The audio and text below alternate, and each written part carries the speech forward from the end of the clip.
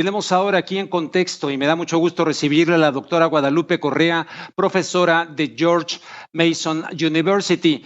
Guadalupe, ¿cómo estás? Muy buenas noches, gusto en que estés con nosotros en contexto. Muchísimo gusto, Rubén. Un placer estar con ustedes y con toda tu audiencia. Muchas gracias por la invitación. Al contrario, muchísimas gracias, Guadalupe. Ya te he escuchado hablar en otros espacios con Jesús Escobar Tovar, por ejemplo. No eres psicóloga, pero dabas un perfil, conoces muy bien Tamaulipas, en el cual hablabas inclusive de problemas de psicopatía y tal de este personaje del gobernador de Tamaulipas. Pero en tu opinión, antes de pasar ese aspecto y ese perfil, ¿cómo ves todo este alegato a la luz de la ley donde cada quien la está interpretando de manera diferente?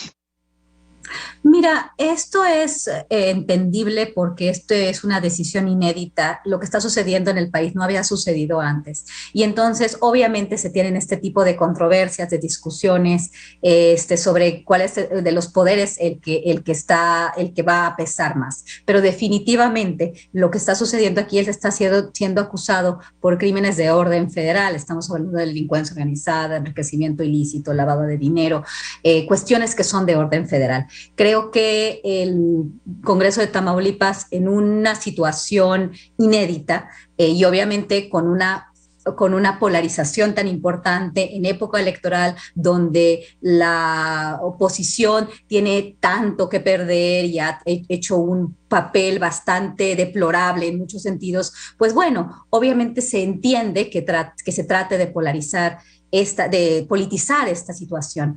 Definitivamente es muy importante entender de qué estamos hablando.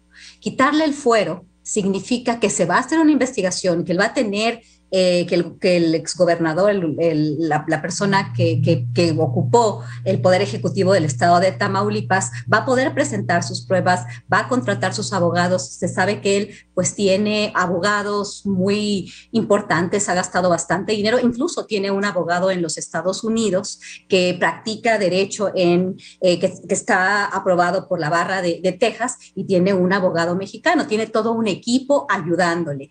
Creo que esta cuestión del Congreso pues sí nos está hablando de una politización cuando son cuestiones de orden federal, y no es la primera vez que el gobernador es acusado de estos delitos. Creo que los que hemos seguido este caso de una manera consistente por varios años, pues conocemos por testimonios, por la prensa local, por las redes sociales, todo lo que se ha dicho del actuar del gobernador. Y no solamente este gobernador, conocemos el caso de Tomás Yarrington, de Eugenio Hernández Flores. Es un estado muy complicado que está ubicado en una situación geopolítica, geoestratégica muy importante, y no nos sorprende. O sea, creo que es la primera vez. Lo que sorprende es que ahora sí haya la voluntad política de investigar y de querer llevar a juicio en el país a un representante del Poder Ejecutivo estatal corrupto. No es la primera vez, no es el único, y pues sabemos que los casos en otros estados de la República no ha habido en otras administraciones esta voluntad política. Creo que es importante también poner esto en contexto. Y bueno, la cuestión psicológica, esto, bueno, yo puedo decir varias cosas, ¿no? Pero esto es una cuestión legal y sí, definitivamente esta controversia, esta desinformación, pues se está dando porque es inédita, ¿no? Y bueno, probablemente por lo que está sucediendo, el actuar del Congreso local, el actuar del Poder Judicial, porque ha habido muchos casos muy desafortunados de fabricación de pruebas. Sabemos que el fiscal general del estado de Tamaulipas, es decir, Barrios Mójica, que él fue la cabeza del michoacanazo, y toda esta fabricación de pruebas, periodistas en Nuevo Laredo, un empresario, y bueno, el caso de Jorge González, Jorge Fernández González, por el supuesto asesinato de su esposa. Yo he investigado estos casos de manera muy cercana, y bueno, claro que hay un problema muy importante con todos los poderes en el estado de Tamaulipas. Creo que una de las posibilidades, que quizás es lo que vamos a ver, es una desaparición de poderes en el estado. Oye, Guadalupe, en esa conversación que te escuché con Jesús en el programa Revelaciones que conduce Jesús, tú decías algo muy, muy interesante que yo creo que no es exclusivo de este personaje, creo que tampoco es exclusivo de México. Hay una patología del poder. Sin duda, a nivel internacional y mundial, vemos cada vez menos servidores públicos con vocación de servicio hacia la gente. Y en todo caso es servirle a la gente, pero a mi gente. Y entonces veo esta patología. Y en un estado con las particularidades de Tamaulipas, fronterizo, lleno de narcotráfico, de impunidad, como que también hay una manera de que estas patologías se acomoden muy fácilmente y se instalen en el poder. Absolutamente. Esto es importante. ¿Por qué? Porque el poder corrompe y ha corrompido absolutamente. Y este es el caso de no solamente el estado de Tamaulipas, pero esto es un caso muy, muy, muy particular.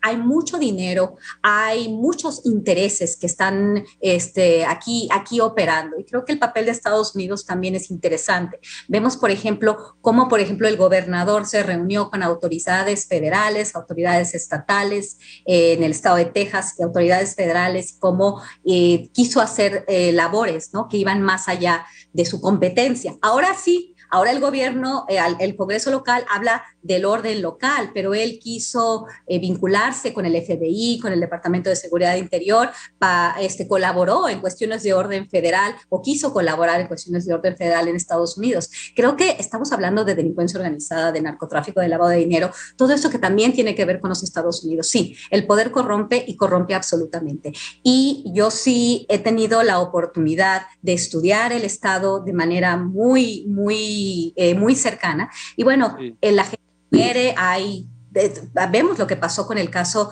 de Camargo, de tráfico de personas, de asesinato de extranjeros, y vinculado a la policía, que él se dedicó a anunciar con bombo y platillo para deshacer esta mala imagen que tenía el Cayet, la policía estatal del estado de Tamaulipas, los GOPES que supuestamente estuvieron alegadamente vinculados a la masacre de Camargo. Son muchísimas cosas y él tiene una muy buena relación con las compañías energéticas, se les dio mucha protección. Esto yo lo vi en primera mano porque estaba haciendo mi investigación en San Fernando. Bueno, hay tantas cosas, hay tantos intereses, los intereses también estadounidenses, del estado de Texas, por ejemplo, y que se le dio, o por lo menos hubo una colaboración. Entonces, sí, esto ha pasado, no es de hoy y no sorprende.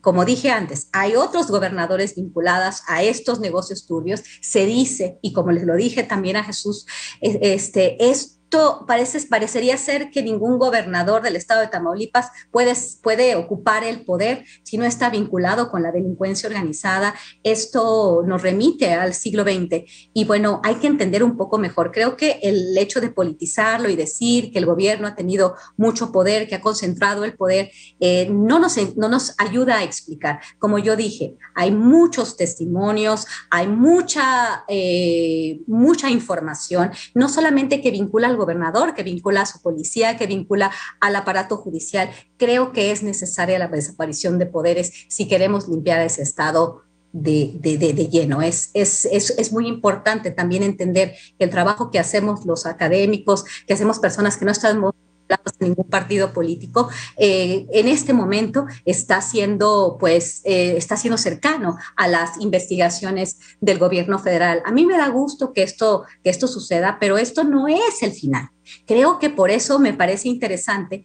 El gobernador debería de dar la cara y debería de decir, bueno, que se me investigue porque yo no soy culpable, si es que no es culpable, pero hay muchísima información sí, que no solamente de la que estamos hablando ahora. Creo que hay que recordar lo que pasó hace poco en la masacre de Camargo y bueno, todos los asesinatos.